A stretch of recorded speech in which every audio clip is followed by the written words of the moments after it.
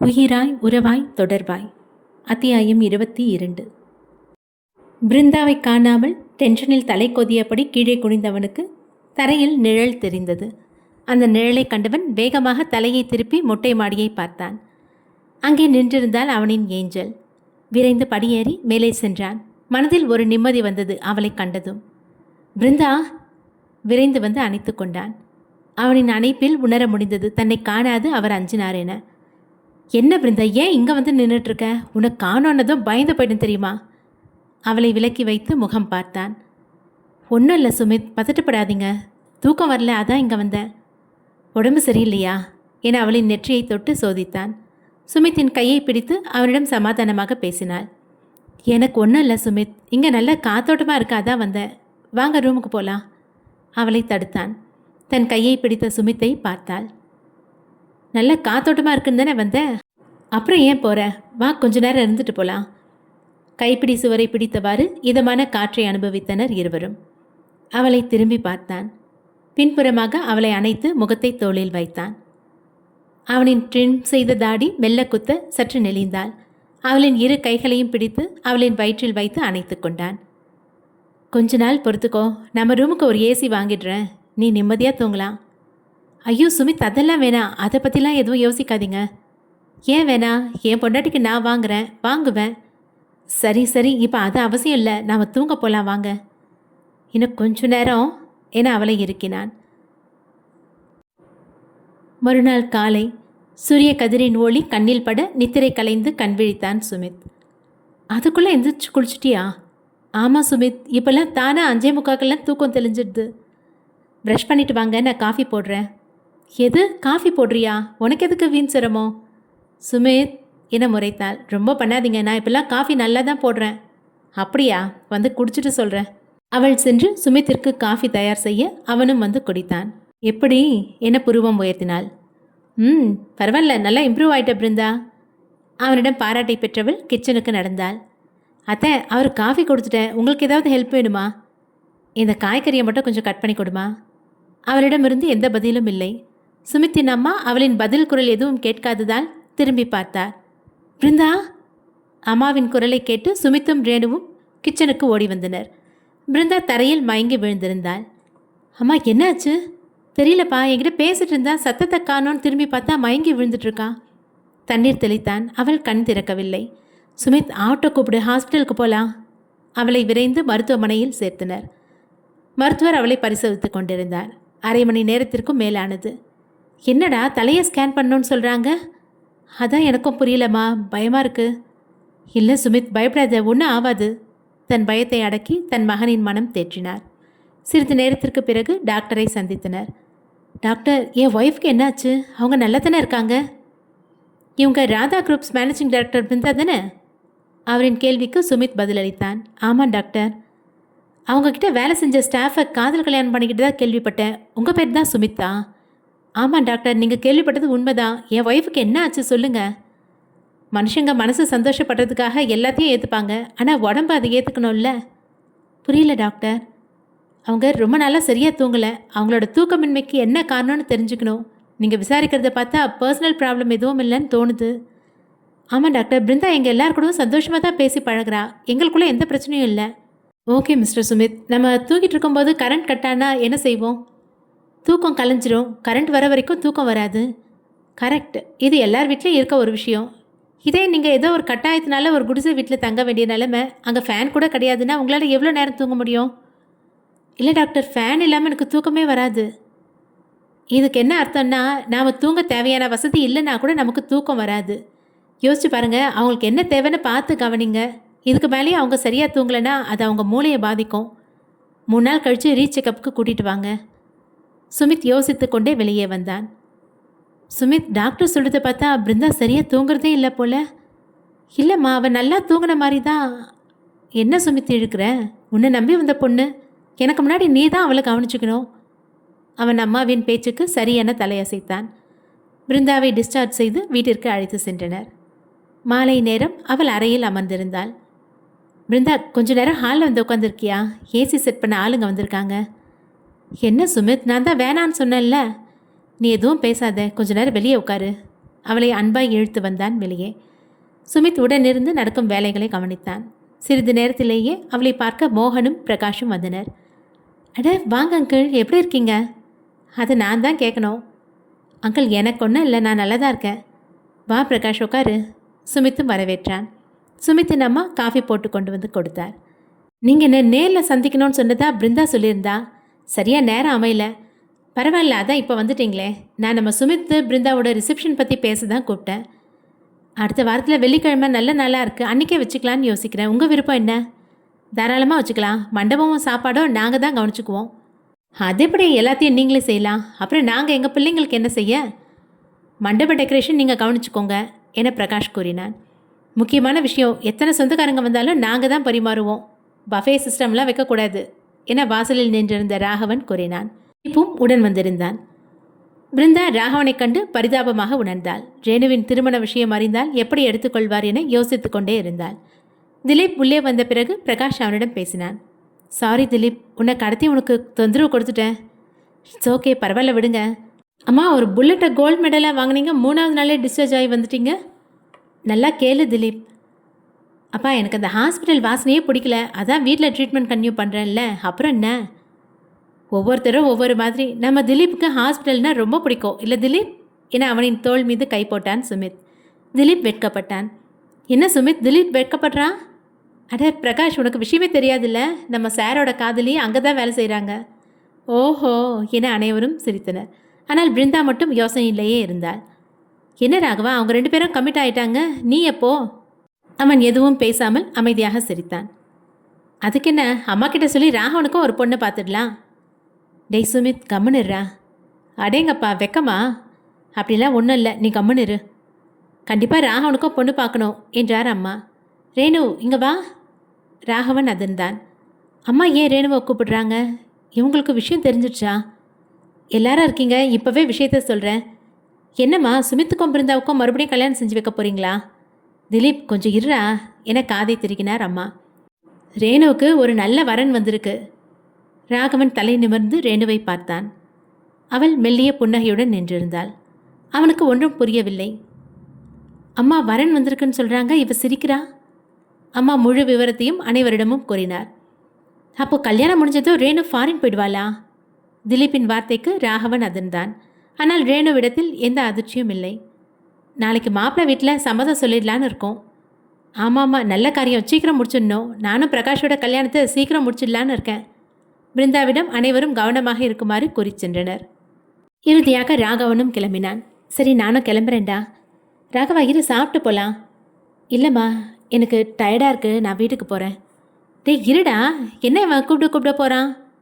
பிருந்தா செல்லும் ராகவனையே பார்த்து கொண்டிருந்தாள். அவன் மனம் வேதனையில் இருப்பதை அவளால் உணர முடிந்தது. வெளியே வந்தவன் ஒரு முறை திரும்பி வீட்டை பார்த்தான். எந்த எண்ணத்தில் அவன் அங்கு காத்திருக்கிறான் என அவனுக்கே தெரியவில்லை. ராகவா, யாருக்காக காத்திருக்க? இது தானே நீ எதிர்பார்த்த, இப்போ ஏன் வருந்துற? இனியும் ஏன் இங்கே நிற்கிற? கிளம்புடா என அவன் மனசாட்சி அவனை துரத்தியது. வழக்கத்தை விட அதிகமான வேகத்தில் பறந்தது அவனது பைக். அதீத காற்றில் அவன் கேசம் பின்னோக்கி பறந்தது. நிதானமாக இருந்த அவனின் பார்வையில் நீர் பிறந்தது. வண்டியின் வேகத்தில் வந்ததென அவனை ஏமாற்றி அந்த நீரை துடைத்து கொண்டான். மறுநாளிலிருந்து ரேணுவின் திருமண விஷயம் பற்றி வீட்டில் பேச்சாக இருந்தது. சுமித் பிருந்தாவின் மீதும் ஒரு கண் வைத்து கொண்டான். தன்னை நம்பி வந்தவளுக்கு நிம்மதியான உறக்கத்தை கூட அளிக்கவில்லையே என மனம் வருந்தி கொண்டிருந்தான். ஒரு வழியாக ரேணுவின் நிச்சயதார்த்த தேதி குறிக்கப்பட்டு நாளை நடைபெறுவதாக இருந்தது. இணையில் ராகவன் அதிகமாக சுமித்தின் வீட்டுக்கு வருவதை தவிர்த்தான். மறுநாள் நிச்சயதார்த்தம் என்பதால் நிச்சயம் வேலைகள் இருக்கும் என ராகவன் உடன் வந்தான். அம்மா, பூஜைக்கு தேவையான பொருள் எல்லாம் வாங்கிட்டு வந்தாச்சு.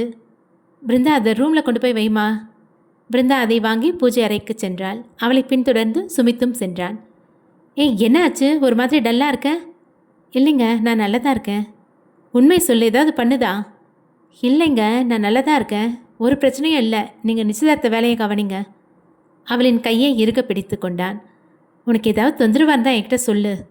சரி, கண்டிப்பாக சொல்கிறேன். ராகவன் ஹாலில் அமர்ந்தான். வீட்டில் நிச்சயதார்த்தம் என்பதால் அனிதாவும் அவளின் அப்பாவும் அங்கு வந்து சேர்ந்திருந்தனர். ரேணு, இங்கே வாயேன், நிச்சயதார்த்த புடவைக்கு இந்த பூ கரெக்டாக இருக்கான்னு பாரு என மொபைலை பார்த்து கொண்டே அனிதா அறையினுள் நுழைந்தாள். எப்படி அவளால் சட்டென்று மனம் மாற முடிந்தது என ராகவனுக்கு ஒன்றும் புரியவில்லை. டே ராகவா, இதுக்கு மேலே நீ அவளை பற்றி யோசிக்காத. சுமித்தை பாரு எவ்வளோ சந்தோஷமாக இருக்கான். அவன் சந்தோஷத்தை விட உன் சந்தோஷமா முக்கியம் என அவனுக்கு அவனை கேள்வி கேட்டுக்கொண்டான். வா போகலாம், கோவிலில் நாளைக்கு கெஸ்ட் எல்லாம் வந்தால் உட்காரத்துக்கு சேர் வேணும்னு சொல்லி இருந்தல்ல, போய் பார்த்துட்டு வந்துடலாம். ராகவன் எதுவும் பேசாமல் அமைதியாக உடன் சென்றான். இப்படியே ஒவ்வொரு வேலைக்கும் சுமித் ராகவனை அழைத்து கொண்டே சென்று கொண்டிருந்தான். என்னால் நம்பவே முடியலடா, அதுக்குள்ளே ரேணுவுக்கு கல்யாணம். நேற்று வரைக்கும் என் கூட சண்டை போட்டுட்டு இருந்தா, இப்போ அவள் ஃபாரின் போயிட்டானா நான் யார் கூட சண்டை போடுறது? என்னடா நான் பேசிட்டே வரேன், நீ எதுவும் சொல்ல மாட்டேங்கிற? ஆமாண்டா, ரேணு ஃபாரின் போயிட்டா நான் என்ன பண்ணுவேன்? என்ன? இல்லை, ரேணு ஃபாரின் போயிட்டா நாம் என்ன பண்ணுவோம்? இங்கேருந்து ஃபோன் பண்ணி வீடியோ கால் தான் பேச முடியும், அதுதான் சொன்னேன். ஒரு வழியாக அனைத்து வேலைகளும் முடிய நேரம் கடந்து எல்லோரும் உறங்க சென்றனர். கோவில் வாசலில் வழக்கத்திற்கு மாறாக அதிக காலணிகள் கழட்டிவிடப்பட்டிருந்தது. அவை அனைத்தும் சுமித்தின் வீட்டு விசேஷத்திற்கு வந்தவர்களின் எண்ணிக்கையை காட்டியது. ராகவன் கோவிலுக்குள் நுழைந்தான். அவனை தவிர மற்ற அனைவரும் முன்னரே அங்கே வந்து சேர்ந்திருந்தனர். என்ன ராகவா, இவ்வளோ லேட்டாக வர? சுமித் ரொம்ப நேரமாக உனக்கு கேட்டுட்டு இருந்தான். நீ ஏன் ரொம்ப டல்லாக இருக்க? அதெல்லாம் ஒன்றும் இல்லை. என்ன மாப்பிள்ளை வீட்டில் இருந்த ஆளுங்கள்லாம் வந்துட்டாங்களா? வந்துட்டே இருக்காங்க. பிரகாஷும் அவங்களோட தான் சேர்ந்து வரான். ஏன் மாப்பிள்ளை வீடு பிரகாஷுக்கு தெரிஞ்சவங்களா? ஆமாம் ராகவா. சரி, நீ போய் சுமித்தை பாரு, இங்கே நின்றுட்டுருக்க. கோவில் மண்டபத்தினுள் நுழைந்தான் ராகவன்.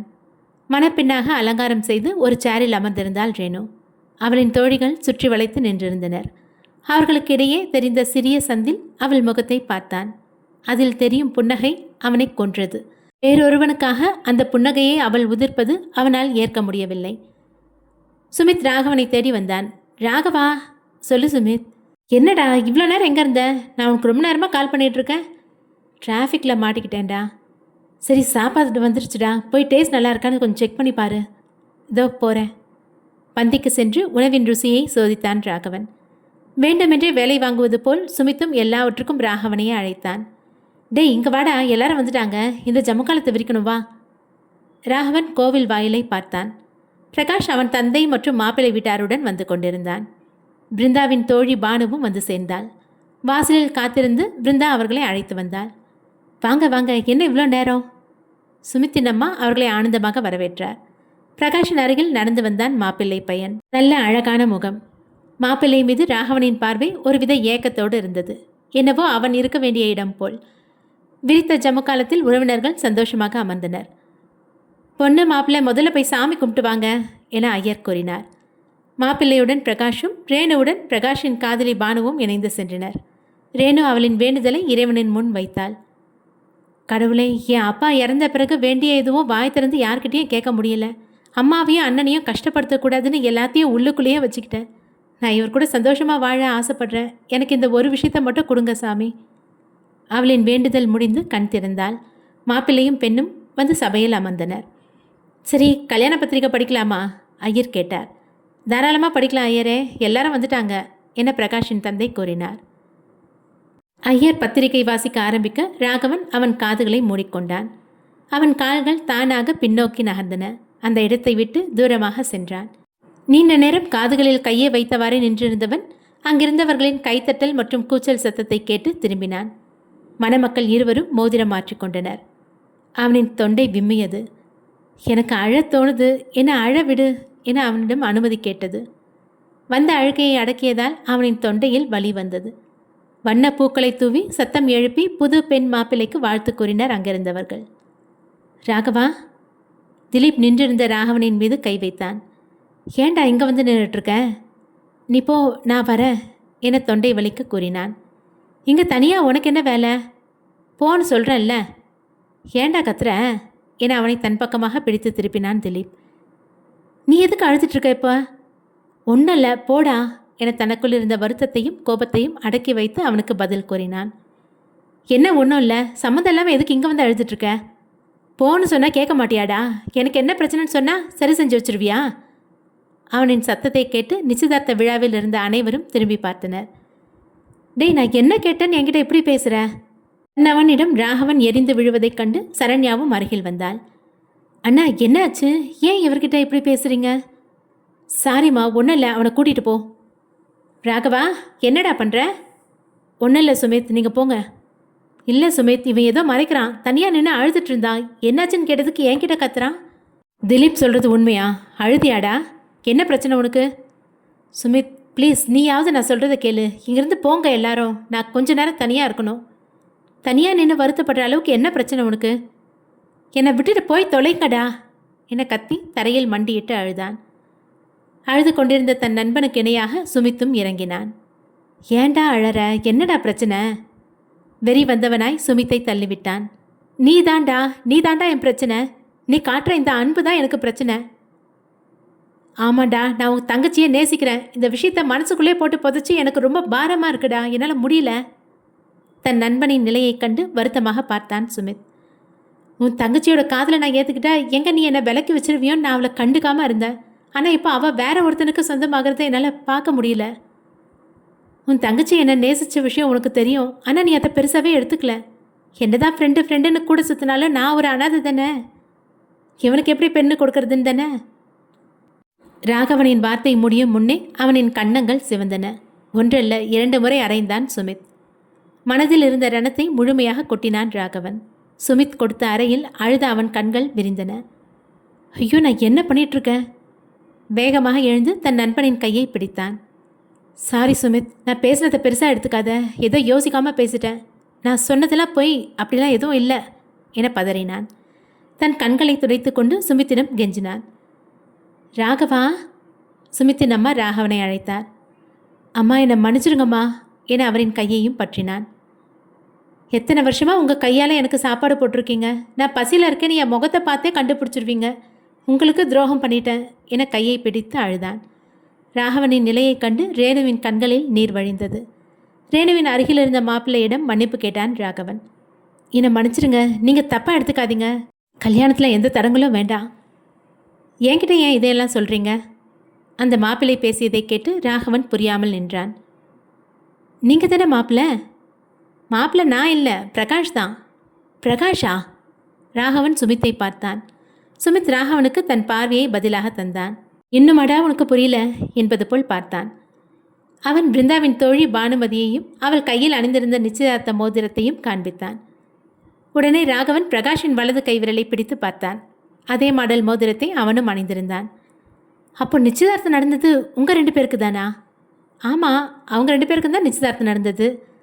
ரேணுவுக்கு வந்து அந்த இன்ஸ்பெக்டர் வீட்டு வரனே நாங்கள் எப்போவோ வேணான்னு சொல்லிட்டோம் என சுமித் முன் வந்து கூறினான். ஏன்? ராகவனின் முகத்தில் ஆர்வமான கேள்வி குடிக்கொண்டிருந்தது. ஏன்னா அவன் மனசுக்கு பிடிச்ச மாப்பிள்ளையே நாங்கள் கண்டுபிடிச்சிட்டோம். சுமித் இதை கூறியதும் ராகவன் புன்னகை கலந்த அழுகையை வெளிப்படுத்தினான். கண்களில் நீர் பெருக உதடுகள் புன்னகையை வாரி வழங்கியது. சந்தோஷம் தாங்காமல் தேடிச் சென்று சுமித்தை இருக்க அணைத்து கொண்டான். டேய் விடுடா, ஏன்டா இப்படி நசுக்கிற? தேங்க்யூடா. தேங்க்ஸா?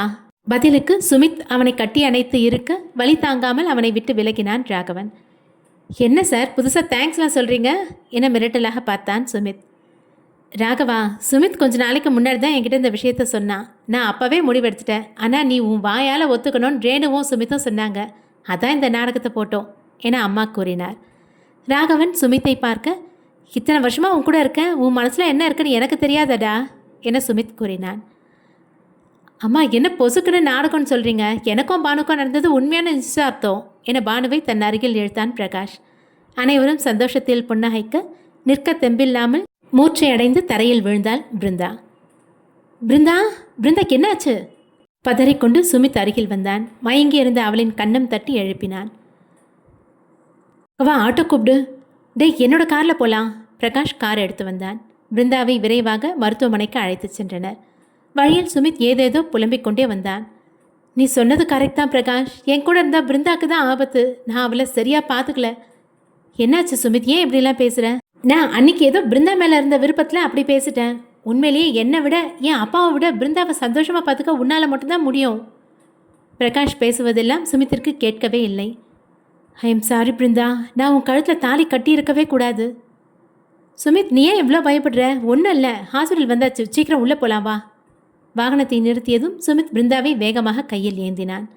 டாக்டர் டாக்டர் சுமித் கத்துவதை கேட்டு ரிசப்ஷனில் இருந்தவர்கள் ஓடி வந்தனர். சார் பதறாதீங்க, இவங்களுக்கு என்ன ஆச்சு? நல்லா தான் பேசிகிட்டு இருந்தாங்க, திடீர்னு மயக்கம் போட்டுட்டாங்க என புரியாத மாதிரி கூறினான். நர்ஸிடம் பேசிக்கொண்டே செக்கப் ரூமிற்குள் அவனும் நுழைந்தான். நர்ஸ் அவனை தடுத்தார். இல்லை இல்லை, நீங்கள் வெயிட் பண்ணுங்கள், நாங்கள் செக் பண்ணிவிட்டு சொல்கிறோம். இங்கே செக்கப்புக்கு வந்துட்டு போன பிறகு அவங்க சரியாக தூங்கலையா? டாக்டர் விசாரித்தார். இல்லை டாக்டர், அதுக்கப்புறம் இன்னும் அதிகமாக கேர் எடுத்து தான் அவங்கள கவனிச்சிக்கிட்டேன். சரி வெயிட் பண்ணுங்க.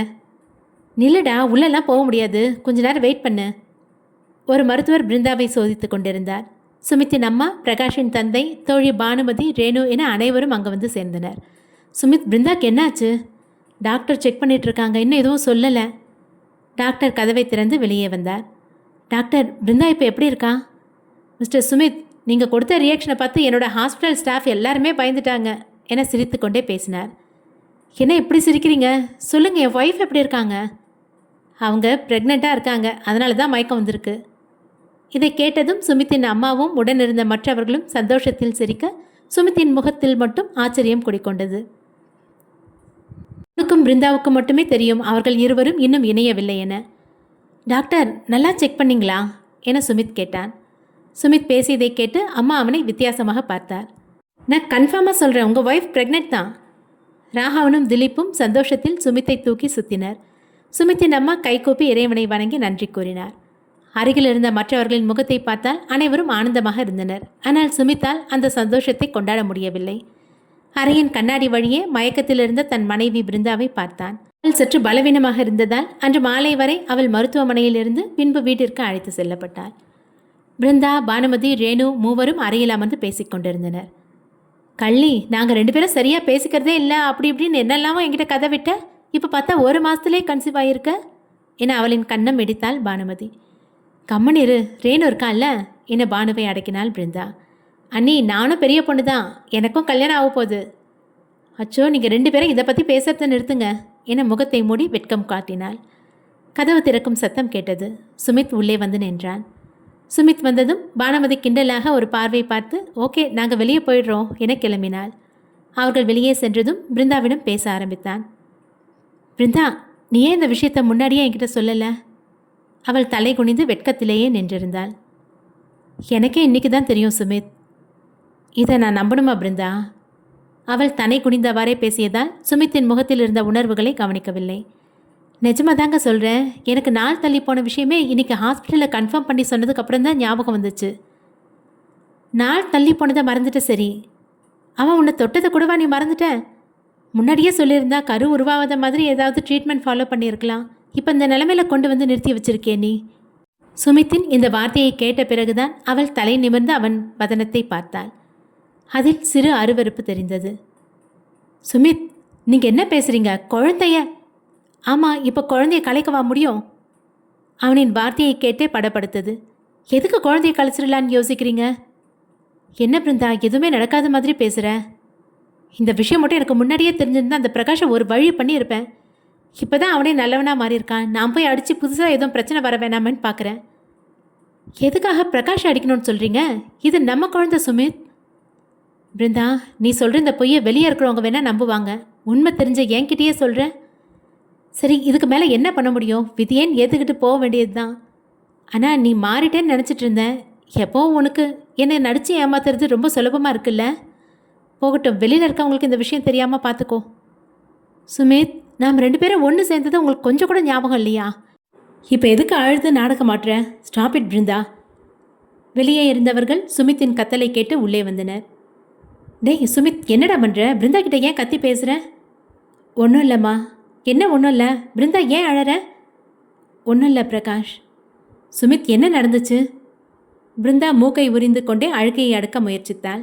அவளின் கஷ்டத்தை உணர்ந்த சுமித்தின் அம்மா, பிருந்தா போதும் அழாத, நீ எப்பவும் அழக்கூடாது, அதுவும் இந்த நிலைமையில் இன்னும் கவனமாக இருக்கணும். சுமித், என் மனசில் உன்னை ரொம்ப உயர்ந்த இடத்துல வச்சுருக்கேன். பிருந்தாவை நீ இப்படி நடத்துறது எனக்கு கஷ்டமாக இருக்குது. வாடா நல்லவனே, எங்களுக்குள்ளே பிரச்சனை வர காரணமே நீ தான். நானா? சுமித் வேணா. அவன் பிருந்தாவின் குரலை கேட்டு அமைதியானான். இந்த விஷயம் யாருக்கும் தெரிய வேண்டாம் என அமைதி காத்தான்.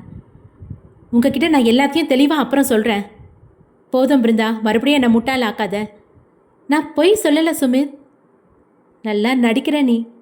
அப்படி சொல்லாதீங்க சுமித். மற்றவர்கள் அருகில் இருப்பதை மறந்து அவர்களின் விவாதம் தொடர்ந்தது. அப்போ நீ உண்மையை ஒத்துக்கோ. நான் ஒன்றும் உன் கூட வாழ மாட்டேன், டைவர்ஸ் கொடுக்க போகிறதில்ல. சுமித்தின் அம்மா அவனை அடித்தே விட்டார். சுமித், என்ன வார்த்தை சொல்கிற? அறை வாங்கியவன் கத்தி விட்டான். இந்த குழந்தை ஏன் குழந்தை இல்லைம்மா. கோபத்தில் அனைவர் முன்னும் வார்த்தையை விட்டதை எண்ணி நெற்றியை பிடித்தான் சுமித். அனைவரும் பிருந்தாவையும் சுமித்தையும் மாறி மாறி பார்த்தனர். பிருந்தா கண்கள் இறுக்கி தன் கண்ணீரை வெளியே விட்டாள். பிருந்தா, என்னம்மா இதெல்லாம்? சுமித் ஏன் இப்படி பேசுகிறான்? உங்களுக்குள்ளே ஏதாவது சண்டையா? இந்த விஷயத்தில் என்னவென எடுத்துரைக்க? மற்றவர்கள் மத்தியில் பேச வேண்டிய விஷயமா அது? நீ ஏன் இப்படி சொல்கிற? குழந்தை உன் குழந்தை இல்லைன்னா இதுக்கு என்ன அர்த்தம்? இதுக்கு மேலே என்கிட்ட எதுவும் கேட்காதீங்கம்மா. சுமித் திரும்பிக் கொண்டான். அம்மா, ஒரு நிமிஷம் இங்கே பாருங்க. இவங்களுக்குள்ளே ஏதோ பிரச்சனை நினைக்கிறேன். இது அவங்களோட பர்சனல் விஷயம். இதில் நாம் தலையிடுறது சரியில்லை.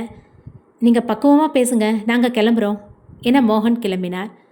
என்னப்பா நீங்கள் இந்த நிலைமையில் பிருந்தாவை விட்டுட்டு வர சொல்கிறீங்க? வேற என்ன பண்ண சொல்கிற பிரகாஷ்? இது கணவன் மனைவியோட தனிப்பட்ட விஷயம். இத்தனை பேர் நின்று பஞ்சாயத்து பண்ணுறது அநாகரிகம். அவங்க பார்த்துப்பாங்க என மோகன் பிரகாஷை அழைத்து சென்றார். உடன் ராகவனும் திலீப்பும் தலைகுனிந்தவாறே அந்த அறையை விட்டு வெளியே சென்றனர். ரேணு, பானுமதி, சரண்யா என அனைவரும் அங்கிருந்து சென்று விட்டனர். சுமித்தின் அம்மா மட்டுமே அவர்களுடன் நின்றிருந்தார். பிருந்தா கிட்ட கோவப்படாமல் அமைதியாக பேசு சுமித் என அறையை விட்டு அகன்றார் அவனின் தாய். சுமித், என்னை பற்றி தெரியாதவங்க யாராவது இப்படி பேசினா கூட பரவாயில்ல, நீங்களே இப்படி பேசாதீங்க என கண்ணீர் விட்டாள். அப்போ என் கேள்விக்கு மட்டும் பதில் சொல்லு. நமக்குள்ளே ஏதாவது நடந்திருந்தா அது எனக்கு எப்படி தெரியாமல் போவோம்? அன்னைக்கு நீங்கள் குடிச்சிருந்தீங்க. இதை கேட்டு சுமித்தின் அம்மா பிருந்தாவை திரும்பி பார்த்தார். அப்போதுதான் அறையை கடக்க இருந்தார். மறுபடியும் பொய் சொல்லாத பிருந்தா, எனக்கு குடி பழக்கமே கிடையாது. ராகவனும் திலீப்பும் குடித்தாலே நான் சும்மா விட மாட்டேன் என்றான் சுமித். சுமித்தின் தாயின் சந்தேக பார்வையை பார்த்து பிருந்தாவுக்கு மனம் நொந்தது. என்ன அப்படி பார்க்காதீங்க ஆண்டி, நான் எந்த தப்பும் பண்ணலை. அம்மா, நான் பேசிக்கிறேன், நீங்கள் போங்க என அனுப்பி வைத்தான். பிருந்தாவின் வார்த்தையை நம்பாதவாறு அங்கிருந்து கிளம்பினார். கடைசியில் யாரும் நம்பலல்ல? இத்தனை நாளாக நான் மட்டும்தான் உன்னை நம்பி ஏமாந்துட்டு இருந்தேன். இன்றைக்கி என் குடும்பமே ஏமாந்துருச்சு. Stop it Sumit. செய்யாத தப்பை நான் ஏன் ஏற்றுக்கணும்? எப்படி தப்பு செஞ்சுட்டு உன்னால் குரலை உயர்த்தி பேச முடியுது பிருந்தா? அசிங்கமாக இல்லை? அவனின் இந்த வார்த்தையில் இறுதி கட்டமாய் முடிவெடுத்தவளாய் கையை உயர்த்தி போதும் என்றாள். என் குழந்தையோட பிறப்பை பற்றி உங்களுக்கு நான் நிரூபிக்கணும்னு அவசியம் இல்லை. இந்த குழந்தை உங்கள் குழந்தை இல்லைன்னு நீங்கள் தெளிவாக இருக்கீங்கள்ல? சரி விட்டுருங்க, நான் கிளம்புறேன். அவள் 2 அடி வைத்து முன்னே சென்றாள். அவளின் கையை பிடித்து தடுத்தான். எங்கே போகிற? வேணா சுமித், நான் ஒரு அசிங்கம். என்னை தொட்டிங்கன்னா உங்களுக்கும் அது அழுக்கு என கையை விளக்கினாள். அவள் சுமித்தின் முகத்தை ஒரு முறை திருப்தியாக பார்த்தாள். நில்லு. நீ தப்பு பண்ணிட்டேங்கிறதுக்காக இங்கேருந்து போகணும்னு அவசியம் இல்லை. குழந்தை வேணும்னா என்னோடது இல்லாமல் இருக்கலாம், ஆனால் என்னால் நீ இல்லாமல். எதுவும் கூறாமல் பாதியில் நிறுத்தினான். இந்த வார்த்தையை கேட்டு மகிழ்வதா அழுவதா? வெறுமனே சிரித்தவள், இதுக்கு மேலே நான் இங்கேருந்து நான் வெளியே போயிட்டு வர ஒவ்வொரு நாளும் நான் யாரை சந்திச்சுட்டு வரேன்னு தான் உங்களுக்கு தோணும். என்னால் உங்கள் புத்தி அந்தளவுக்கு இறங்கி போக வேணாம். பிருந்தா, வேணாம் போகாத. அவள் பின்னாடியே சென்றான். வாசலில் பானுமதி நின்றிருந்தாள். அனைவரும் அங்கிருந்து செல்ல இவள் மட்டும் மனமில்லாமல் அங்கேயே காத்திருந்தாள். பிருந்தா அழுது கொண்டே வெளியே வர பானுவை கண்டதும் அவளை அணைத்து கொண்டாள். பிருந்தாவை அணைத்திருந்த பானுவால் உணர முடிந்தது. கட்டி அழும்பொழுது அவளின் படபடத்த இதயத்தின் சத்தம் அவளுக்கு கேட்டது. பிருந்தா, என்ன நடந்துச்சு? உங்களுக்குள்ள சண்டை பெருசாயிடுச்சா? என்னை எதுவும் கேட்காத பானு, இங்கேருந்து என்னை கூட்டிகிட்டு போயிடு. சரி, அழாத, வா போகலாம். பிருந்தா. சுமித், விடுங்க, கொஞ்ச நாள் என் கூட இருக்கட்டும். அவனால் அவள் செல்வதை ஏற்க முடியவில்லை. அவள் கூறும் பொய்யையும் ஏற்க முடியவில்லை. பிருந்தா காரில் ஏறி சென்றே விட்டாள். பிருந்தா தினகரனின் இல்லத்தில் தங்கியிருந்தாள். 2 நாட்களுக்கு பிறகு, அப்பா, பிருந்தா ஏற்கனவே ரொம்ப வீக்காக இருக்கா. எவ்வளோ சொன்னாலும் அதையே நினச்சி அழுதுட்ருக்கா. அது அவள் ஹெல்த்துக்கு நல்லதில்லை. நான் பிருந்தா கிட்ட பேசி பார்க்குறேன். எங்கே இருக்கா? ரூமில். பிருந்தா, நான் உள்ளே வரலாமா? வாங்க அங்கிள், உட்காருங்க. பிருந்தா, நான் உன்னை சமாதானப்படுத்த இங்கே வரல, அட்வைஸ் பண்ண போகிறேன்னு நினச்சி பயப்படாத என கிண்டல் அடித்தார். அவருக்காக பொய்யாய் சிரித்தாள். உன் அப்பா ஒரு தடவை பிஸ்னஸில் லாஸ் அதிகமாக வந்துச்சுன்னு வருத்தப்பட்டு உட்காந்தப்ப நீ அவன் பக்கத்தில் வந்து நின்று அழுதுகிட்டே என்ன ஆச்சுப்பான்னு கேட்ட. நீ அழறத பார்த்து உன் அப்பா உடனே சந்தோஷமாக இருக்க மாதிரி நடித்து சிரித்தான். உடனே நீயும் அவன் கூட சிரித்து விளையாட ஆரம்பிச்சிட்ட. நமக்கு ரொம்ப நெருக்கமானவங்க சந்தோஷமாக இருந்தால் நாமளும் சந்தோஷமாக இருப்போம். அவரின் வார்த்தையில் தன் தந்தையின் நினைவு வந்தது. உன் குழந்தைக்கு உன்னை விட நெருங்கின நபர் யாரும் இல்லை. எப்படி உன் அப்பாவோட வருத்தத்தை உன்னால் தாங்கிக்க முடியலையோ அதே மாதிரி உன்னோட வருத்தத்தை உன் குழந்தையால் தாங்கிக்க முடியாது. பெரியவங்களுக்குள்ளே நடக்கிற சண்டையில் குழந்தைய கவனிக்க மறந்துடாத. தன் கண்களை துடைத்து கொண்டாள். Good girl. நாளைக்கு ஹாஸ்பிட்டலுக்கு ரெகுலர் செக்கப்புக்கு போயிட்டு வா. பானு உன்னை கவனிச்சுக்குவா. மறுநாள் பிருந்தா மருத்துவமனைக்கு செக்கப்புக்கு சென்றாள். பானு அவளை பரிசோதித்தாள். பிருந்தா, நீ ரொம்ப வீக்காக இருக்க. எந்த பிரச்சனையும் மனசில் போட்டு குழப்பிக்காத. உன்னோட சுமித் உன்னை புரிஞ்சுக்காமல் போக மாட்டார். எனக்கு இன்னும் சுமித் மேலே கோவம்லாம் இல்லை. அவரை மாதிரி ஒரு ஆம்பளையை நான் பார்த்ததே இல்லை.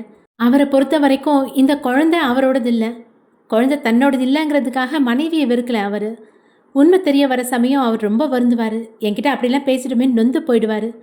எங்களுக்கு இப்படி ஒரு சூழ்நிலை வந்ததை நினச்சி தான் கஷ்டமாக இருக்குது. அவர் அன்றைக்கி குடிக்காமல் இருந்திருந்தா நாங்கள் இப்படி பிரிஞ்சிருக்க வேண்டிய நிலைமையே இல்லைல்ல. பானு ஞாபகம் வந்தவளாய் நிமிர்ந்தாள்.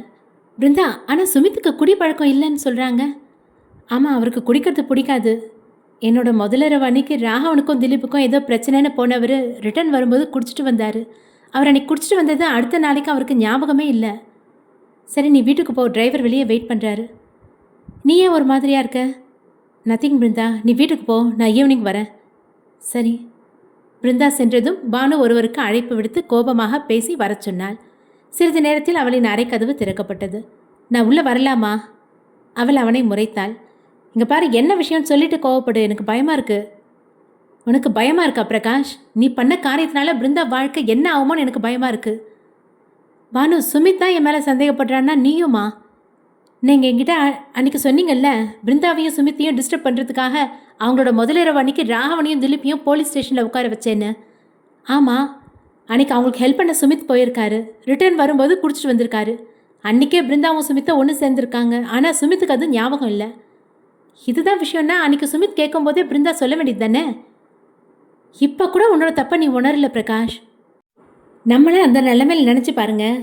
எனக்கு அப்படி மறந்து போய் உங்கள் அப்பா முன்னாடி நீங்கள் ஞாபகப்படுத்தணும்னு சொன்னால் உங்களால் பண்ண முடியுமா? என்ன சொல்கிற நீ? அவர் என்னோட அப்பா. அவர் முன்னாடி நாம் இதை பற்றிலாம் எப்படி பேச முடியும்? ஒரு ஆம்பளை உங்களுக்கே இப்படி ஒரு கஷ்டம் இருந்தால் ஒரு பொண்ணா பிருந்தாவுக்கு எப்படி இருந்திருக்கும்? பானுவின் இந்த வார்த்தைக்கு பிறகுதான் பிரகாஷ் உணர்ந்தான். தன்னை எண்ணி வெட்கத்தில் மௌனம் கொண்டான். நீங்கள் என்ன பண்ணுவீங்களோ எனக்கு தெரியாது. பிருந்தாவும் சுமித்தும் சந்தோஷமாக இருக்கணும். ஓகே ஓகே, நீ டென்ஷன் ஆகாத, நான் பார்த்துக்கிறேன். 2 நாள் டைம் கொடு ப்ளீஸ். அவளிடம் பேசிவிட்டு வெளியே வந்த பிரகாஷ் ராகவனுக்கு அழைப்பு விடுத்தான். உடனே உங்கள் 2 பேரையும் நான் பார்க்கணும். சொல்லு பிரகாஷ், ஏன் எங்கள் 2 பேரையும் வர சொன்ன? ராகவா, சுமித் பிருந்தாவோட வாழ்க்கையில் இப்போ இருக்க பிரச்சனைக்கு நாம தான் காரணம். நாமளா? ஆமாம் திலீப். அவங்களோட முதலிரவு அன்னைக்கு நீங்கள் நைட்டு குடிச்சிட்டு போலீஸில் மாட்டினீங்கல்ல, அந்த ஸ்டேஷன் இன்ஸ்பெக்டர் எனக்கு தெரிஞ்சவர். உங்களை ஸ்டேஷனில் உட்கார வச்சு அனுப்ப சொல்லி நான் தான் அவர்கிட்ட சொன்னேன். இன்னைக்கு நைட் நானும் அந்த ஏரியாவில் தான் இருந்தேன். அன்றைக்கி நைட்டு சுமித் அங்கே வந்தது இவ்வளோ பெரிய பிரச்சனையாகும் நான் எதிர்பார்க்கவே இல்லை. நீ ஆளையே கடத்துறவன். அப்படி இருக்கும்போது போலீஸ் ஸ்டேஷனில் எங்களை உட்கார வச்சது பெரிய ஷாக் இல்லையே. திலீப், அன்றைக்கி உங்களை கூட்டிகிட்டு போக வந்தப்போ சுமித் குடித்தானா?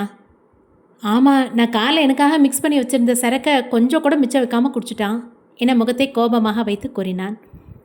பிருந்தா கிட்ட நம்ம ஃபேமிலி எக்ஸ்பென்ஸை பேலன்ஸ் பண்ணுற வரைக்கும் நாம் ஒன்று சேர வேணான்னு சொன்ன சுமித்து குடிச்சிட்டு போன அப்புறம் ஒரு கணவனை அவகிட்ட உரிமையாக நடந்திருக்கான். ஆனால் அவனுக்கு அது ஞாபகம் இல்லை. அடுத்த நாள்லேருந்து அவங்க பேசிக்கிட்ட மாதிரி தனித்தனியாக வாழ்ந்திருக்காங்க. இந்த விஷயத்த பிருந்தா பானுக்கிட்ட சொல்லியிருக்கா. பானு தான் என்னை கூப்பிட்டு பேசினா. அடக்கடவுளே, அப்போ நான் தான் காரணமா என திலீப் நெற்றியில் கை வைத்து கொண்டான். நாங்கள் குடித்தாலே அடிப்பான். இன்றைக்கி பிரச்சனைக்கு அவன் குடித்தது தான் காரணம்னு தெரிஞ்சா எல்லாம் யோசிச்சு பாரு திலீப். நாம் குடித்ததுனால தான் போலீஸில் மாட்டினோம். நமக்காக தான் சுமித் வந்தான். அப்போ பிரச்சனை நாம் குடித்ததுலேருந்து தான் ஆரம்பிச்சிருக்கு. ஆமாம் ராகவா, இப்போ என்ன பண்ணுறது? சுமித் கிட்ட உண்மையை சொல்லணும். எனக்கு பயமாக இருக்குடா. வேறு வழி இல்லை திலீப். நான் போகிறேன், நீ வரதுனா வா. இருடா, நானும் வரேன். அம்மா வா ராகவா. சுமித்துக்கு கால் பண்ணேன், அவன் எடுக்கலை. பிருந்தா போனதுலேருந்து ரூமுக்குள்ளேயே தான் இருக்கான். அவனை பார்க்க உள்ளே சென்றனர். திலீப் வெளியே நின்று கொண்டான். வாடா, நீ போ, நான் வரேன். சுமித் கண்ணாடி முன்னே நின்றிருந்தான். சுமித் வாடா, நான் பிருந்தாவை கூட்டிகிட்டு வர போகிறேன். என்னால் அவள் இல்லாமல் இருக்க முடியலடா. அந்த பிரகாஷ் அவளுக்கு தெரியாமலே கூட அவளை தொட்டிருக்கலாம். அவள் ஏமாந்தது அவளுக்கே தெரியாமல் இருந்திருக்கலாம். எது எப்படியோ பிருந்தா என்னோட மனைவினா அவள் வயிற்றில் வளர குழந்தைக்கு நான் தான் பொறுப்பு. டேய், உண்மையிலே அந்த குழந்தை உன் குழந்தைடா. எனது? திலீப் ஓடி வந்து சுமித்தின் காலில் விழுந்தான். சாரி சுமித், என்னை மன்னிச்சிரு. டேய், ஏன்டா காலில் விழற? ராகவா, இவனுக்கு என்ன ஆச்சு? ராகவன் நடந்ததை கூற சுமித்தின் முகத்தில் குற்ற உணர்ச்சி மிகுந்தது. ஏன்டா இப்படி பண்ணீங்க? நீ குடித்த விஷயம் உனக்கு தெரியக்கூடாதுன்னு பிருந்தா கிட்ட நாங்கள் தான் சொன்னோம்.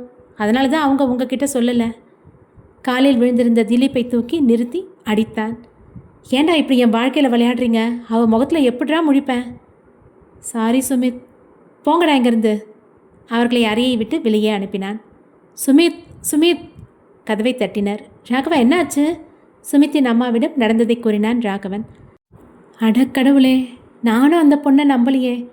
சுமித் எத்தனை முறை சொல்லியிருக்கான் உங்களை குடிக்க வேணான்னு. உங்கள் குடி அவனோட வாழ்க்கையே கெடுத்துருச்சு பாரு. இருவரும் தலை குனிந்தனர். தப்பு பண்ணிட்டோமா, இனிமேல் அந்த குடியை தொடவே மாட்டோம். அறையினுள் சுமித் மனம் உடைந்து அமர்ந்திருந்தான்.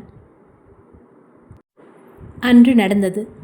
சுமித் குடித்துவிட்டு அறையில் பிருந்தாவுடன் பேசிக்கொண்டே இருந்தான். சுமித், கத்தாதீங்க, அம்மா வந்துட போகிறாங்க. அவனை படுக்கையில் படுக்க வைத்து உறங்கச் சொன்னாள். அவன் அப்பொழுதும் உறங்காமல் பேசிக்கொண்டே இருந்தான். நீயோ வந்து தூங்கு என அவளை அருகில் இழுத்தான். சுமித், பிருந்தா, நான் உன் கையை பிடிச்சிக்குவா. அவன் போதையில் பேசுவதையும் ரசித்தான். தலையசைத்தான். உன் கை ரொம்ப சாஃப்டாக இருக்கு. அவளின் விரலை ஒவ்வொன்றாக தடவினான். அவள் சட்டென எழுந்து படுக்கையை விட்டு விலகினாள். அவளின் விலகலை எண்ணி வருத்தமாக முகத்தை வைத்து கொண்டான். அவனின் வருத்தத்தை பார்த்தவள், சுமித், ஒன்றும் இல்லை, நீங்கள் தூங்குங்க, நாளை காலையில் பேசிக்கலாம். ஏன் பிருந்தா, நான் உன்னை நெருங்கிறது உனக்கு பிடிக்கலையா? அப்படி இல்லை சுமித். அவளின் அருகில் சென்றான். எனக்கு பதில் சொல்லு பிருந்தா, நான் உன்னை நெருங்கிறது உனக்கு பிடிக்கலையா? முதல் முறையாக இனியும் நினைவு அவர் நிதானத்தில் இல்லாத போதா நிகழ வேண்டும் என யோசித்தாள். அப்படிலாம் இல்லை சுமித், உங்கள் பார்வையை மேலே பட்டா கூட சந்தோஷப்படுவேன். அப்படி இருக்கும்போது நீங்கள் என்னை முழுசாக ஏற்றுக்க விரும்புறது நான் கொடுத்து வச்ச பாக்கியம். அவளின் பதிலை கேட்ட நொடி அவளை அணைத்தான். சுமித், கதவை தர, மன்னிச்சிரு சுமித், நாங்கள் இனிமேல் குடிக்கவே மாட்டோம்டா, கதவை தரடா. ராகவன் கதவை தட்டினான். சுமித் கதவை திறந்தான். பிருந்தா கிட்ட நாங்கள் மன்னிப்பு கேட்குறோண்டா, அவங்கள சமாதானம் பண்ணி நாங்கள் வீட்டுக்கு கூட்டிகிட்டு வரோம். நான் பண்ண தப்புக்கு நீங்கள் ஏன் மன்னிப்பு கேட்கணும்? அவள் சொல்ல வந்ததை நான் கொஞ்சம் பொறுமையாக கேட்டிருக்கணும். அண்ணா, இப்போ வருத்தப்பட்டு என்ன ஆக போகுது? அண்ணியை சமாதானப்படுத்துகிற வழியை பார்ப்போம். சுமித் யோசித்தான். வேகமாக ஃபோன் எடுத்து அழைப்பு விடுத்தான். ஹலோ பானு, நாளைக்கு பிருந்தாவை எங்கள் வீடு பக்கத்தில் இருக்க லக்ஷ்மி நாராயணர் கோயிலுக்கு கூட்டிகிட்டு வரீங்களா? நாளைக்கா? நாளைக்கு வைகுண்ட ஏகாதசி, கோயிலுக்கு நிறைய மக்கள் வந்து போவாங்க, அங்கே கூட்டிகிட்டு வரணுமா? எனக்கு தெரியும், தெரிஞ்சு தான் சொல்கிறேன். நாளைக்கு கண்டிப்பாக பிருந்தாவை கூட்டிகிட்டு வாங்க, அவளை சேஃபாக பார்த்துக்கலாம். சரி சுமித், நாளைக்கு கோயிலில் நிறைய பேர் இருப்பாங்க, அங்கே எதுக்காக பிருந்தாவை வர சொல்கிற? வந்து சொல்கிறேம்மா. ராகவா, திலீப், நாம் உடனே கோயில் தர்மகர்த்தாவை போய் பார்க்கணும், வாங்க. பார்த்து போங்கப்பா, அம்மா அனுப்பி வைத்தார். மறுநாள், பானு, இன்றைக்கி என்ன கோவிலில் எவ்வளோ கூட்டம்? இன்றைக்கி வைகுண்ட ஏகாதசி. ஓ, இந்த நாளில் என்ன விசேஷம்? மகாவிஷ்ணு அசுரனை வென்ற நாள் தான் ஏகாதசின்னு சொல்லுவாங்க. அன்றைக்கி தன்னை வழிபடுற எல்லாருக்கும் வைகுண்ட பதவி தர்றதா வரம் தந்தார். அந்த தினமே வைகுண்ட ஏகாதசின்னு சிறப்பாக சொல்லுவாங்களாம். கடவுள்கிட்டேருந்து ஆசீர்வாதம் கிடைச்சா யார் வேணான்னு சொல்லுவா? பானு, உனக்கு எப்படி இதெல்லாம் தெரியும்? எனக்கு இதெல்லாம் என் பாட்டி சொன்னது. கோவிலை தரிசிக்க வந்தவர்கள் அனைவரும் கோவிலின் சுத்தத்தை கண்டு வியந்தனர். நம்ம கோயில் என்றைக்கும் இல்லாமல் இன்றைக்கி இவ்வளோ சுத்தமாக தெரியுது. இதோ இந்த இடத்துல இந்த புதரெல்லாம் இடம் தெரியாமல் போச்சு. சுவரில் இந்த எண்ணெய் பிசுக்கு இதெல்லாம் எப்படி ஒரே நாளில் காணாமல் போச்சு? அவர்களுக்கு ஐயர் பதிலளித்தார். நம்ம டீச்சர் அம்மா பையன் சுமித் இருக்கான்ல, அந்த தம்பியோட மனைவி கர்ப்பமாக இருக்காங்களாம். மனைவியும் அவளோட குழந்தையும் ஆரோக்கியமாக இருக்கணும்னு கோவிலோட புண்ணிய வேலைகளை அவன் ஏற்றுக்கிட்டான். இன்றைக்கி மட்டும் இல்லை, தன்னோட வாழ்நாள் முழுக்க இந்த கோவிலோட சுத்தத்துக்கு அவன் பொறுப்பேற்றுக்கிட்டான். நேற்று நைட்டு 2 மணி வரைக்கும் அவனும் அவனோட நண்பர்களும் இந்த கோவிலை சுத்தம் பண்ணாங்க. பிருந்தாவும் பானுமதியும் இதை கேட்டுக்கொண்டிருந்தனர். அதோ அந்த தம்பியோட மனைவி அங்கே இருக்கா பாருங்க. அங்கிருந்த பெரியவர்கள் அவளை நோக்கி வந்தனர். உன் பேர் என்னம்மா? பிருந்தா. நீ ரொம்ப கொடுத்து வச்சோம்மா, கூட்டத்தில் ஒரு அம்மா கூறினார். பாரு, பிறக்க போகிற தன்னோட குழந்தைக்கு இப்போ இருந்தே புண்ணியம் சேர்க்கிறான். சுமித்தின் குழந்தை, சுமித்தின் குழந்தை என அனைவரும் அவள் காது குளிர பேசினர். வைகுண்ட ஏகாதசி அன்று சொர்க்கவாசல் திறப்பு நிகழ இருந்தது. தர்மகர்த்தா கோவிலுக்குள் நுழைந்தார். கோவிலின் சுத்தம் கண்டு ஆனந்தமடைந்தார். ஐயரே, இதெல்லாம் அந்த தம்பி செஞ்சுதா? ஆமாங்கய்யா, அந்த தம்பியோட மனைவி இங்கே வந்திருக்காங்க. எங்க? பிருந்தாவை தேடி வந்து பேசினார். வணக்கம்மா. வணக்கங்க. உங்களை எங்கேயோ பார்த்த மாதிரி இருக்கே. நீங்கள் Radha groups managing director Brinda தானே? ஆமாம். நேற்று சுமித் தம்பி என்னை பார்க்க வந்திருந்தார். நானும் என் ஃப்ரெண்ட்ஸும் சேர்ந்து ஏகாதசிக்கு இந்த கோயிலை புனரமைக்கலாமான்னு கேட்டார். ஏன் தம்பி திடீர்னு கோவிலை சுத்தம் பண்ண கிளம்பி வந்தீங்கன்னு கேட்டேன். அதுக்கு எனக்கும் என் மனைவிக்கும் கடவுள் ஆசீர்வாதம் கிடச்சிருச்சு, அது என் குழந்தைக்கும் கிடைக்கணும்னாரு. தன் குழந்தை என ஊரார் அனைவரிடமும் அவன் கூறியிருக்கிறான் என்பதை புரிந்து கொண்டாள். கோவிலில் சொர்க்கவாசல் திறக்க பிருந்தாவுக்கு முன்னே நின்று இறைவனை வணங்கும் வாய்ப்பு அளிக்கப்பட்டது. மனதார விருப்பம் கொண்டு தன் இரு கரம் உயர்த்தி வணங்கினாள். ஆனந்தத்தில் அவள் கண்கள் நீரை கொட்டியது. பிருந்தா, ஏன் அழற? எனக்கு சுமித்தை பார்க்கணும் பானு. வா. பானு பிருந்தாவை ஆசிரமத்துக்கு அழைத்து சென்றாள். இங்கேயே கூட்டிகிட்டு வந்த? அவர் ஆஃபீஸில் போயிருப்பாரு. நீ வீட்டை விட்டு வந்ததுலேருந்து சுமித் வேலைக்கு போகவே இல்லை. வாசலில் அவளுக்காக அவளின் அறிமுகங்கள் காத்திருந்தனர். சிவப்பு கம்பளம் விரிக்கப்பட்டிருந்தது. ஆங்காங்கே பூக்களால் அலங்கரிக்கப்பட்டிருந்தது. சுமித்தின் அம்மாவும் ஆசிரம மேலாளரும் வந்து அவளை அழைத்து சென்றனர். ஆண்டி, அவர் எங்க? உனக்காக தான் காத்துட்ருக்கான். அவளை அரங்கத்திற்கு அழைத்து சென்றனர். அவள் அரங்கத்தில் நுழைந்ததும் விளக்குகள் அணைக்கப்பட்டது. திரையில் வெளிச்சம் தோன்ற அவளின் புன்சிரிப்புடன் புகைப்படங்கள் ஓடின. பின்னணியில் சுமித்தின் குரலும் கேட்டது. எனக்கு ப்ரப்போஸ்லாம் பண்ண தெரியாது பிருந்தா. மனசில் தோன்றதா மறைக்காமல் சொல்கிறேன். உன்னை முதல்ல பார்த்த அன்றைக்கே நான் ஃப்ளாட் ஆகிட்டேன். அதுக்கப்புறம் நீ தான் என்னோட லைஃப்னு நான் புரிஞ்சுக்கவே எனக்கு 1 வருஷம் ஆயிடுச்சு. ஒரு குழந்தைய பெற்றெடுக்கிறதுக்காக தங்களோட வாழ்க்கையே பணயம் வைக்கிற எல்லா பெண்களுமே கிரேட். நீங்களாம் அதுக்கு சரிப்பட்டு வர மாட்டீங்கன்னு தான் கடவுள் எங்களுக்கு அந்த பாக்கியத்தை கொடுக்கல. உன் மனசை கஷ்டப்படுத்தி உன்னை அழ வச்சதுக்கு என்னை மன்னிச்சிடு பிருந்தா. எனக்கு இன்னொரு வாய்ப்பு தருவியா? திரையில் ஓடிய வீடியோ நின்றது. அதில் திருமணத்தன்று சுமித் அவளுக்கு ஊட்டிவிட்டு திலீப்பால் எடுக்கப்பட்ட புகைப்படம் நிறுத்தி வைக்கப்பட்டது. லைட்ஸ் ஆன் ஆனது. முன்னே சுமித் மண்டியிட்டு பூச்செண்டு ஏந்தியிருந்தான். அவளுக்கு ஆனந்தத்தில் அழுகை வந்தது. அவன் அழக்கூடாது என சைகை செய்தான். எங்களை மன்னிச்சிடுங்க பிருந்தா என ராகவனும் திலீப்பும் சுமித்தின் பின்னே மண்டியிட்டனர். என்னையும் மன்னிச்சிடு பிருந்தா என அவர்களின் பின்னே பிரகாஷும் மண்டியிட்டான். இதற்கு மேல் முடியாது என தன்னவனை நெருங்கி அவன் தோளில் சாய்ந்தாள். பிருந்தா தன்னை நெருங்குவதை உணர்ந்து எழுந்து அவளை அணைத்து கொண்டான். சாரி. அவள் நெற்றியில் முத்தமிட்டான். அந்த நேரமும் சரி, பின் வந்த நாட்களும் சரி, அவர்களுக்கு இனிமையாய் கழிந்தன. 11 மாதங்களுக்கு பிறகு சுமித்தின் வீட்டில் அவனின் செல்ல மகனுக்கு பெயர் சூட்டு விழா. சுமித், எல்லாரும் வந்துட்டாங்க. உன் பையன் ரெடியான்னு பாரு. சரிம்மா. அறையில் தன் மகனை தயார் செய்து கொண்டிருந்தாள் பிருந்தா. பிருந்தா, பையன் ரெடியா? ரெடிங்க. இருங்க. இன்னும் என்ன? கருப்பு மை வைக்கணும், கண்ணு பற்றக்கூடாதுல்ல. ஓ, இது வேறையா? ஆமாம், இதெல்லாம் வைக்கணும்ல. என்ன இருந்தாலும் நீங்கள் என்னை விட சின்ன பையன், உங்களுக்கு பக்குவம் கிடையாது. நான் சொல்லித்தரேன். அவளை நெருங்கினான்.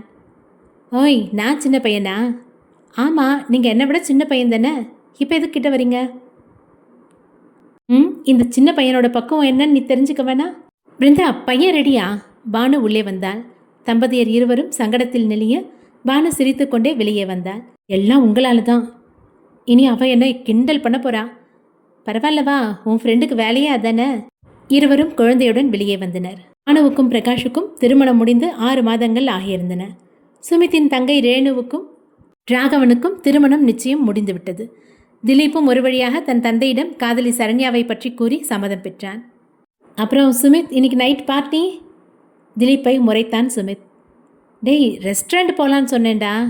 அது சுமித், குழந்தைய தொட்டிலில் போடு. சரிம்மா. அம்மா, நீங்களே பேர் வைங்க. இல்லைப்பா, நீங்களே வைங்க. இல்லைம்மா, சொல்கிறத செய். சுமித்தும் பிருந்தாவும் குழந்தையின் காதருகே சென்றனர். நிரஞ்சன் நிரஞ்சன் நிரஞ்சன். முற்றும்.